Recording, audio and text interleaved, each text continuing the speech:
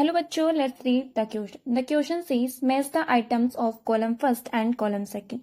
column first और column second के जो आपके पास ऑप्शंस है उनको मैच करना है. उसमें ऑप्शन ए है A second, B first, C third. Option B है A third, B first, C second. Option C है A second, B third, C first. Option D है A first, B second and C third. इसमें आप देखोगे column first में 3 terms use ली गई है. एक तो डायमंड, सेकंड इंस्टेंटेनियस रेट और थर्ड एवरेज रेट. इनको आपको कॉलम सेकंड के जो टर्म्स आपके पास गिवन है उनसे क्या करना है, हमें मैच करना है.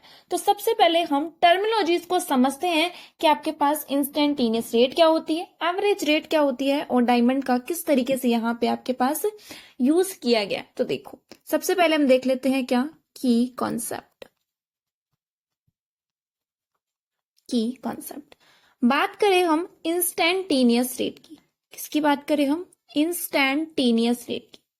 इंस्टेंटेनियस रेट, जैसा कि नाम से ही पता लग रहा है कि हर एक इंस्टेंट पर रेट को आइडेंटिफाई करना. तो ये क्या है, इसको हम डिफाइन कर सकते हैं. It is defined as the change in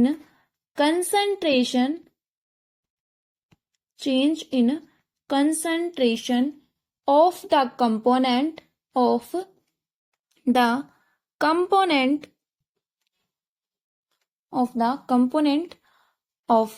reaction in a very small interval time. कि स्मॉल इंटरवल टाइम में जो कंसंट्रेशन में चेंजमेंट आ रहा है हम उसको देखेंगे. दैट मीन्स हम क्या बोल सकते हैं, अगर हम इसके लिए रेट को लिखें तो रेट एक्सप्रेशन क्या हो जाएगा, small change in concentration with time. ठीक है. सेकेंड टर्म थे हमारे पास क्या, एवरेज रेट. क्या थी? Average rate. तो एवरेज रेट क्या होती है? एवरेज रेट आपके पास जो होती है ना, एक लार्ज क्वांटिटी होती है जो आपके पास एक फिक्स टाइम इंटरवल के बीच में क्या निकालते हो आप, रेट को आइडेंटिफाई करते हो. तो इसके लिए हम क्या लिखेंगे, चेंज इन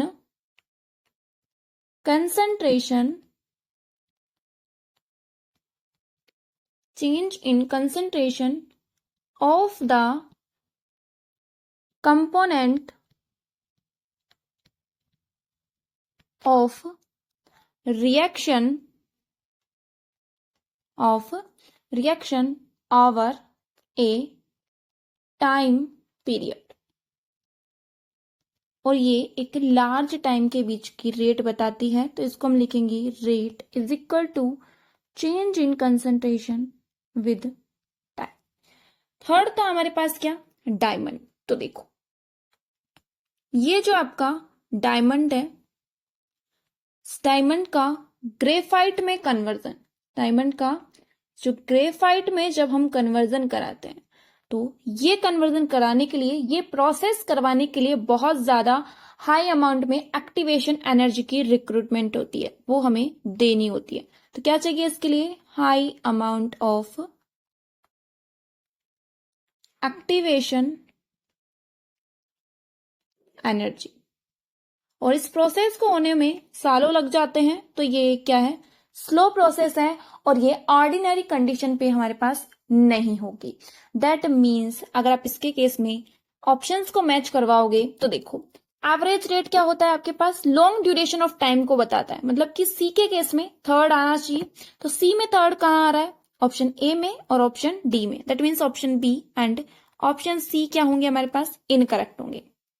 इंस्टेंटेनियस रेट की बात करें तो एक शॉर्ट इंटरवल टाइम के बारे में बताता है. मतलब कि बी में क्या आना चाहिए, बी में आना चाहिए 1 और यहाँ पे आ रहा है बी में 2. तो ये इनकरेक्ट है. और ऑप्शन ए को आप अच्छे से देखोगे तो डायमंड में क्या है, ये ऑर्डिनरी रेट ऑफ कन्वर्जन है, इज इम्परसेप्टिबल. मतलब कि ये साधारणतया ये प्रोसेस नहीं हो सकता. दैट मीन्स ऑप्शन ए क्या होगा हमारे पास, करेक्ट होगा. Hope you understood it well. Best of luck.